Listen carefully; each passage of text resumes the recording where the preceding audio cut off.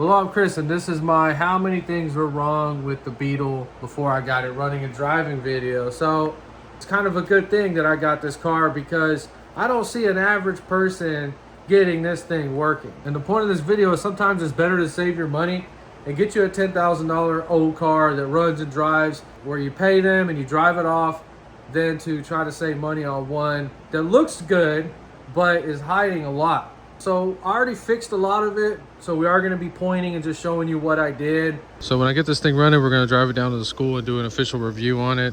I'm still learning. I've had this car for 1 week, got it running in 3 days, and got a lot of it figured out. So we're going to pretend that I'm a mechanic. I'm 20 hours in this. Let's talk about everything I found wrong with it. So I paid $3,100 for the car, $175 for a tow. So it's 9 a.m. I'm the mechanic. I just got the car. Let's start working on it. Key goes in, nothing happened. You crank it, nothing happened. So let's go charge the battery. So the battery is in a tight place, so you can't really blame the guy I got the car from. You got to pick the seat up, and then you got to lift the back seat out. It's a very cramped area. I just came in here and I hooked the battery up, started charging it. So as soon as I opened the hood, I noticed it smelled like gas in here a whole bunch, so we're gonna have to investigate that. This is your fuse box, power coming in unfused from the battery right here. I checked it and it showed negative voltage. I said, oh my God. Okay, so it's in there correct now, but that battery was in the opposite direction and they had it in there backwards. So I freaked out when I saw that battery in there backwards, flipped it around as soon as possible, cleaned all the battery connections. So the battery was backwards in the car. That means you're gonna have to check every single circuit in the vehicle. That's why I pulled this up, so I could look at both sides. No fuses were popped. So there is some discoloration right there, like something was blowing up. These red ones are not supposed to be in there. They're supposed to be white. So this broke right when I pulled it. I was supposed to fix it. You need to write this kind of stuff down, because you know what? I'm going through the lights right now and I'm having a lot of problems. And look right there. Idiot moment. I love working on cars, man. My hobby and my passion. So one of the most annoying things about working on a Beetle is that my head is like right here. So I got to bend over to work on this car. And when I first got it, I undid the little seat clips on the springs. And I thought the hood was going to go back like a Jeep. No, it doesn't. It just goes up like 1 more inch. Something weird happened when I reattached that wire. It popped that fuse that we just looked at that was smoky. Maybe that wire was not supposed to be there, I don't know, but at least I found something, and something happened that we can start investigating, because we're having issues with the tail lights on this car. You know, they'll call you, be like, hey, we're gonna have to order some parts, might be a couple of weeks. That's a thing that really happens. So this is all mechanical, electrical. I still don't play any games with it. I buy whatever's available. This is about $4. That's your signal relay. This is your headlight relay. This is about $35. So we'll pull the sending unit and the gas tank in a little bit. So far the gas gauge is not working. You can buy the gas gauge, the whole gauge, for $11 to $26 on Rock Auto. I went ahead and ordered one. So the hazard light switch was right there. It was broke. The plastic part came out of it. I had to take it out and restake it. Oh, look, we have mystery wires. What the heck is that? I mark all mystery wires or problem wires like this, so I'll remember to go back and look them up in a diagram. So when they wired the battery in backwards, they had a radio and an amp in here, and it fried the radio, popped the fuses on the amp. Another thing that I do when you're going through a car like this is I pull everything out that doesn't belong in it. I pull that radio, amp. So I did leave the speaker wire so I don't have to go through the crazy trouble of rerouting them. The front speakers did work. They're Pioneers and they sound really, really good going back in the car. So this was the radio that was in the car. It got cooked from wiring it backwards. The amp, it popped the fuse right here. The amp is still good, but this is so old school. Look at that. So I can fix crap like this, and I took it apart to try to find what was messed up, but that's just not worth it for me. Trash. Both door speakers are good going back in the car. So I had these 2 speakers behind the rear seat. They are no good. It's so sad. Really, really wanted these to be good, but they're not. So I pull the radio, the amp out. Still nothing on the dash. And then this right here is gone now. So you have to identify all mystery wires. So I found this. It's hot on with the key. Looks like a 14 gauge wire. It's going back into the car. And I'm thinking, what in the world is that? All this kind of stuff, you need to rip it out of a car when you first get it. I don't care if you like it or not. They made this little shelf. Goodbye. We're gonna put this back in the car, but this horn button, why do you people do this when you have a horn already on the car? Don't wire in stuff like that unless you understand it 100%. As soon as we unhook that wire, look, first time seeing this. So I put 3 gallons of gas in it and the gas just disappeared somewhere. So I assumed it had some kind of leak in the line. Master cylinder is under the gas tank on this car, and the brake light switches use some sort of pressure switches. Not sure yet, but we have to go through that either today or tomorrow. Put about 2 cups of gas in it.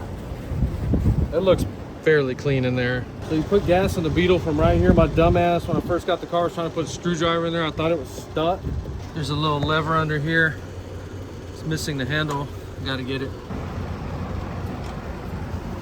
Looks like Lego made this. Well, this is my first Volkswagen, first Beetle. I cannot tell if that's original or not. Let's just check it real quick before we put it back in there. Go to the horseshoe for resistance, and we're checking from the ground to the prong.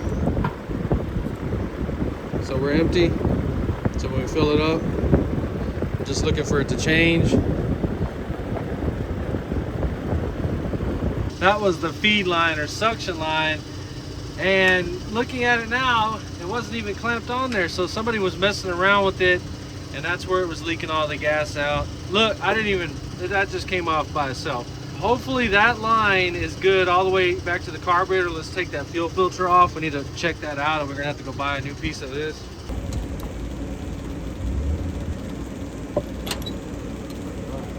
Blow this line out right here. Put a little tape on it. Make sure you blow that off.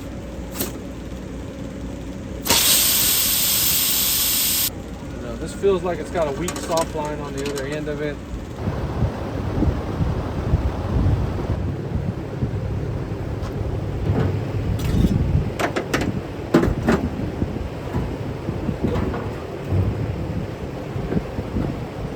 People be like, I love the summertime, I love the hot weather. Bitch, is 106 degrees out here. So we are getting power to the gas gauge. The sender appears to work. The tank is grounded. So I'm gonna go ahead and order another gas gauge. So I have 4 gallons of premium gas, fresh from the gas station. It looked about halfway full. So I got the car running, it goes into gear, but we have no working brakes at all. This car has brand new disc brakes all the way around. They've never even been used. Disc brakes on the back with the emergency brake. That was a big concern. It's very cool that it has these already on it. Everything seems to be installed correctly, but they're just not bled for some reason. He said the other one was messed up. Oh my God, look at that. There's our fuel leak. It's back here. Remember I was shaking that line? It was all loose. Well, I'm glad we found something. So that line is hard line through the frame. You can see where it's leaking right there. So that line right there, ow, God dang it. Oh my God, that's gas dropping on the exhaust. We just witnessed that the gas dropping on the exhaust while it's hot doesn't catch on fire. Now, if you got a Volkswagen Beetle, I think it's time that we move that line somewhere. It's not hovering right over this. So what I think the problem was is the fuel line. It looks like this is between 3/16 and a quarter. I think they have brand new 1/4 inch on there. It just snugged it up and it got loose over time because the hose looked new. This is old. This was under the gas tank. So we replaced this with 3/16. That might be too small for high performance stuff, but just driving around town, 3/16 should do the work. Another thing I don't like is this fuel filter right here. It's always empty, and I'm thinking if I switch that line and put it down here, maybe it'll do better.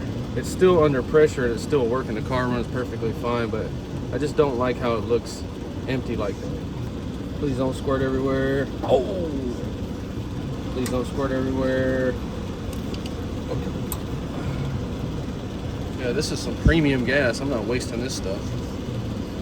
They used 1/4 inch hose. It should work, but it's gonna fit loose. I don't know what size they use from the factory, but it's in between 1/4 inch and 3/16. So we got the fuel filter down there. I don't really understand this carburetor yet. I don't see an idle adjustment on it anywhere. We'll figure it out later. But we have what could be a vacuum leak right there, and we have some caps.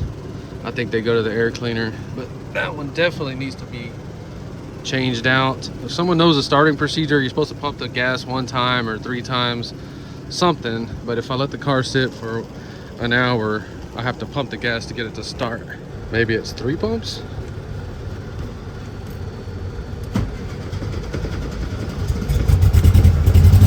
Oh, I put too much gas in it. I could also have the timing off. Oh! Oh my God! Dude. Ah! Oh, look! The generator's charging now. Oh my God. Man. What the hell? Beautiful. That is so freaking awesome. So on this car, the master cylinder reservoir is right here. So you fill this up and keep it full of brake fluid. He said that one of these, that the back passenger wheel is the one that's giving problems. All right, so we're over here on the passenger rear wheel. This is where the guy said the brakes were screwed up. All I did was just take the wheel off. This is exactly how I found it. And clearly you can see that the emergency brake cable is squished in, telling me that it got stuck somewhere in the car up there. People that really work on cars, this is what you're dealing with, this kind of crap right here. There's nothing fun about this. We don't even know what's gonna happen. All I know is we just need to get that emergency brake disconnected. I don't think that this car was ever driven with these brakes on there. I bet you when they put them on there, they never had them working, because that bleeder screw was stuck in there. It took me 1 hour to get it out. They used one that was too small. Somehow it stripped the threads in there and got stuck, and I had to beat it out with a hammer several times trying to knock it out. It was that stuck in there. This is the one they had stuck in there, and you can see how it's all mangled up from where I had vice grips on it. I was trying to beat it out because that came with the car. So they tried to replace it, but they realized they couldn't get it out. I had to take the caliper off on a vise. So I guess they just abandoned the brakes and were gonna drive it with the emergency brake, but they didn't install something right up there by the lever, and it just got stuck and just locked this wheel up. The lesson there is, if you don't understand this stuff 100%, don't even try to put this on your car. Just pay a shop to do it. This is the kind of stuff that's so tempting. Everybody wants it. And then when they get it in real life, they realize they have to go all crazy, all up on the car to hook your emergency brake cable up. That's why a lot of them just leave it unhooked, like we're gonna leave it for right now. Okay, so this is the gas. I don't waste anything. Just let it sit there for a while. You see that phase separation that's already occurred?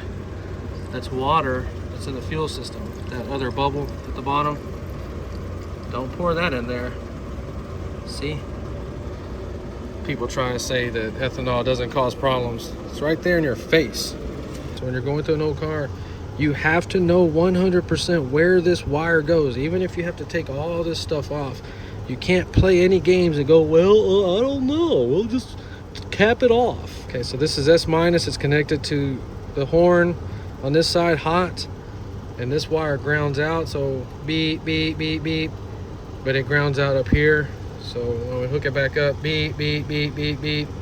I already tested the horn, it works. So we got the lights on the front working pretty good. We're having major issues on the back of the car now, so let's go figure that out. So on these old cars, the grounds get corroded. If you ever see yourself doing this, try and get the light to come on, that's not supposed to happen. You're never supposed to do that. Okay, so when you turn your lights on and things don't look right, you're gonna have to go through the housing and each bulb. Let's just get an idea how that goes down. So J-Bugs, thank you so much for having this diagram available. This is for a Super Beetle, I believe, but we can use it to figure most of the stuff out. So you have to have a wiring diagram on this car, because some grounds on this car will be red and some hots will be brown and black. On this car, it's showing a red wire for the ground. So you're gonna need a multimeter on continuity, the diode. So anywhere on the engine is a ground, should have no resistance. And look, we have nothing. See this wire right here grounds the housing right here, and then all the bulbs ground to this, and we have no ground right here, so nothing should be working. And if it does sometimes, it's trying to ground through another bulb. That's how come you'll see it kind of dim sometimes, but all this should be grounded 100%. So we're going to try to find where this is grounded, but if you can't find it or don't feel like messing with it, just peel that back, drill a hole and make it ground right there into the fender. It'll be perfect. Better than this. It wants me to pull out this sound deadener stuff. I'm not doing that. It's gonna break. So you also want to get your bulb that goes in there, and you want to make sure it fits tight in here, because this is what's grounding the bulb right there. As you can see on the reverse light, it fits loose. So go ahead and take this and bend them in just a little bit. Now you see that bulb fits tight. Do that to all of them, even on the front. So we're gonna have a video doing the master cylinder on this car and going through the brake light switches and figure out what's going on, because I did fix the brakes. I was trying to bleed them, and this light did go off around that time. So hopefully that's what it is. As you can see, we have no pedal at all whatsoever. When I had it running with the wheels on it, I would put it in gear and it would start to roll back and go forward. So the clutch feels good on it. That's reverse. We have a reverse light switch we're also having problems with. We're having another issue with the emergency brake cable. They added rear disc brakes, and where the single line goes to a double, I'm pretty sure it's screwed up. So the hood latch, it's loose, so it doesn't lock the hood. So the door panels, all these are gonna have to be removed and gone through. They're popping off the little clips at the bottom, so there's another 2 hours doing that. As far as the engine, I didn't do anything in here. It was already wired correctly, so it already has electronic ignition in here. I highly recommend that you do that to your Beetle. So this was loose. That was a red flag. I haven't timed it yet, but I got it running pretty good like that. So more issues. We have these weird lug nuts. I don't know if that's a Volkswagen thing, but I don't like this. Stripped. First time in my life seeing these. I like these. Please thread in there. Please thread in there. Ooh. So that problem solved. Just buy these things. So the tires are okay on it, but they really need to be replaced if you were going to drive it. These are some old Rocket wheels, and got 3 center caps, missing one, and cannot find these on the internet anywhere. So it's probably going to take me 10 more hours to get everything buttoned up, so this car will be roadworthy. All right, so the issues we have left are signal lights, brake lights, hazard lights, just all the light wires. Only about half of them are working. First and most important thing I did was get the car running. We are going to have a video going over the basic wiring, so that there should be no reason why your Beetle doesn't run. But going from a car that did nothing at first to this,